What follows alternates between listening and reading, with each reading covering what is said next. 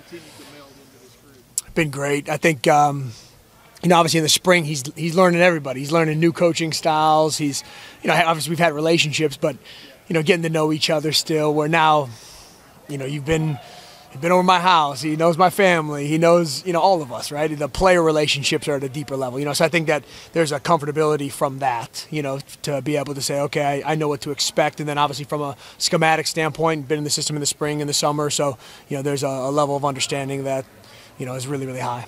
And what have you seen just in him specifically over just the last 3 weeks? Obviously, he was here in the spring, so it just sets him, I'm not saying sets him apart, makes him special.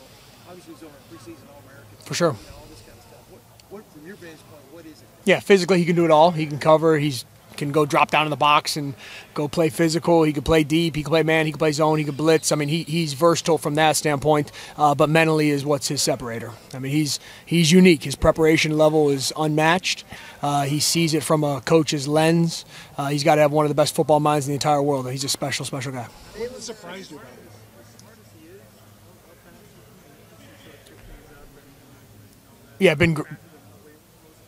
Yeah, incredibly fast. Incredibly fast. Yeah, for him to be able to, take the entire packaging from Jim Knowles and be able to run with that and then direct traffic. It's one thing just to know it and go function and play. And if you play safety in the system, you have to be able to direct traffic. So we put the checks on those guys and run game, throw game. They have to know it all. And he's been great from that standpoint. He's obviously a young guy in terms of age, but when it comes to experience and what he got last season playing at another high-level program, how much do you see that carry over into what he's been able to do here?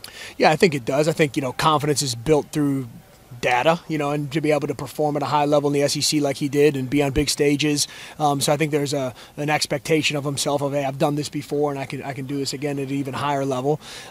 So yeah, there's no doubt about that. I think that's helped him, and he and I, one of the projects that we did initially was to watch every single snap that he took from a year ago. So we go game by game, and pretty special. I mean, though, I'll tell you guys this: the screen comes up, and you got overlays on there. Normally defensive calls and that kind of stuff. Obviously, I don't have their calls and things like that. Right? So all it would have is down and distance, time, and score. The play would come up. He could tell me the defensive call and what happened on the play before the film even started. That's from over a year ago. I mean, that's pretty special when you start saying, okay, what's the mental makeup of this young man. How do you guys get beyond those top with Lathan, Caleb? We got the veterans there. Yep. You get to that next wave.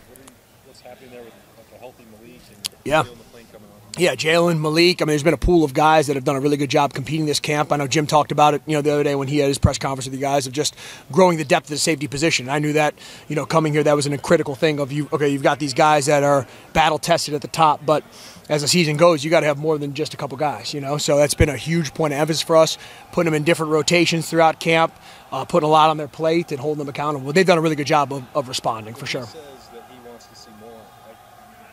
It sets off, panic and alarm outside. Oh, there's not enough depth there. Do you feel that's correct, or do you feel better with what you have to work with than maybe he does? No, I feel good with the group of guys, right? You have to prove it on a consistent basis, So I think when he says, hey, we have to continue to grow that depth is, accountability to make sure, hey, the performance level, there's no drop-off, right? I mean, that's the standard Ohio State. It doesn't matter who's in there wearing scarlet and gray. That the expectation is for it to be the best in the country. So that's, I think, what he means from a depth standpoint of growing that position, and it's my job and our job to have those guys ready. Would Malik be the first guy in regardless? Or where is he? Yeah, so we've rotated those guys at different positions, you know what I mean? So I'm not a big, you can only play, we call them adjuster, bandit, right? Different names, things like that. Different places we've been, we call them different things, right? So I think it's wrong to just only know one position from that standpoint, right? So how guys are performing, you want the best players on the field, So we've cross-trained all those guys, so we've continued to grow that depth, Tim and I meet together to be able to grow the depth of the entire DB pool, so that's something that's critical for us. So it's not just, hey, one guy at one position, but a group of guys, and they're competing every day to be the next man up. What has surprised you about Caleb? Anything? I don't know. I don't think from a surprise standpoint. I think what you've heard about and read about is, all true. And the thing that probably isn't talked about enough, he's a great teammate. You could talk about, hey, this talent or the way the guy sees the game or the play that you've seen on the field, but this is a great young man who's a great teammate. He cares about his team. He cares about his family. I mean, this is a special young man of who he is as a person. Jalen has really seemed to rise pretty quickly through the offseason as a freshman. What has impressed you specifically? Yeah, he doesn't act like a freshman. What I mean by that is we talk about routine a lot, and he's a guy who wanted to gain a little bit of weight when he got here in the spring. So he would be in my office at, I don't know, I'd say probably no later than 5:30 in the morning in the off season, eating 2 chicken breasts and a bowl of rice. That was his every morning. He doesn't love breakfast food, right? So that was his, hey, I'm going to make sure I'm eating breakfast. It was prepared by the nutritionist every morning, but literally 5:30 to 5:45, he was doing that every morning, So that's an example of just a maturity level and a seriousness about what he wants to get done here. So he didn't come here and waste any time.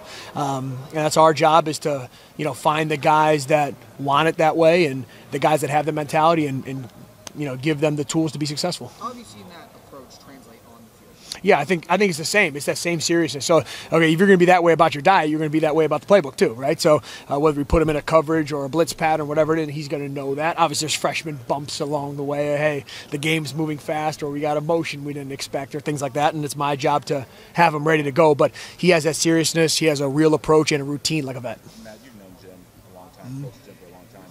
He's talked this offseason about trying to find that, striking that balance, aggressiveness, not being not giving up big plays. What have you seen being back under him that maybe has changed from the first time you were here at Ohio State, or even when you guys were better? Yeah, I think one is understanding of who we're operating with. I think that obviously our time at Duke or his time at Oklahoma State, different types of players that you're operating with, right? So the Ohio State caliber, 2 years ago we gave up too many big plays. A big growth last year from the defense here was there weren't many big plays given up, but there's times that maybe you want to knock somebody back or be able to get a stop in a critical moment, So we've been, hard on ourselves from a self-scout standpoint. And Jim can adapt. That's what, people don't talk probably enough about him, is if you look at him over the years, he can adapt to his personnel, he can adapt to a conference, and he's his hardest critic, right? So he's going to say, okay, hey, what went really well? Great, we acknowledge those things. Let's watch all the negative plays. That's the first thing we do. Hey, let's watch all the negative plays, right? And then we say, okay, where can we be better here and come up with schematics that fit our personnel, but then also attack the teams that we're trying to play. People who know Jim or knows him for a long time always think of him as this defensive mastermind. Now that he doesn't have a position to coach, I assume that frees him up to kind of just dig a little deeper and kind of find different things. What has that been like to see him get back in kind of like the details of the defense? Yeah, Jim's a great teacher first, so he is able to maybe take a step back and get into the schematics, but he's in every meeting. He runs every install. He's in position meetings all the time. You know what I mean? I think that that's what he does great, is he has a feel for the players and knows. I mean, you can come with all this great scheme, but you can have so much scheme on the boards that what's really functional, right? I mean, and that's not what he does. He's able to say, okay, hey, here's schematics, here's what fits our guys, and let's be able to teach it to those guys. And he does all the installs, right? So we obviously do positionally afterwards to really get to the ins and outs of each little specific thing. But he does a great job teaching the guys. But yeah, I think that he enjoys that role to be able to develop the entire plan and then coach the coaches, us, to be able to present it the best way. We mentioned some of the preseason accolades that Caleb has gotten. You talk to him at all about those, or is that just something that he kind of knows kind of the expectations of being a great player? Yeah, we don't talk at all about that. Now, all I care about is today, when he showed up into the building, the work that he put in, the mentality, what it looked like out on the field, right? I mean, that's for everybody else to talk about, right? It's about the work that we put in, and at the end of the year, then we'll gather up whatever we have and go from there, So, yeah, we don't talk about that. It's just focused on what we can control, and that's not one of the controllables that we have. Last question. Yeah.